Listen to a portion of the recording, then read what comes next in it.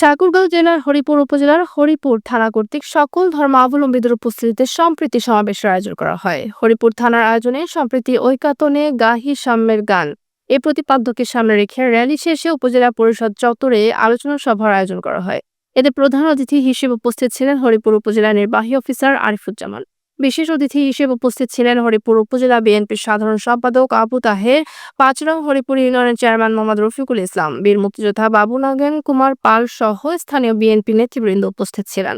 এ সময় উপস্থিত বক্তারা বলেন, ১৯৭১ সালের দেশ স্বাধীন হওয়ার পর থেকে আমরা দেখিয়ে আসছি এই বাংলাদেশে ধর্ম বর্ণ নির্বিশেষে সবাই একসাথে বসবাস করে আসছে। আমরা চাই ধর্ম বর্ণ নির্বিশেষে সবাই যেন একই সাথে বসবাস করতে পারে। হরিপুর থানার অফিসার ইনচার্জ জাকারিয়া মণ্ডলের সভাপতিত্বে অনুষ্ঠানটি সম্পন্ন হয়। এ সময় তিনি বলেন, আমরা জাতি ধর্ম বর্ণ নির্বিশেষে সবাই এক হয়ে কাজ করতে চাই এবং উপস্থিত সকলকে ধন্যবাদ জানিয়ে অনুষ্ঠানের সমাপ্তি ঘোষণা করেন।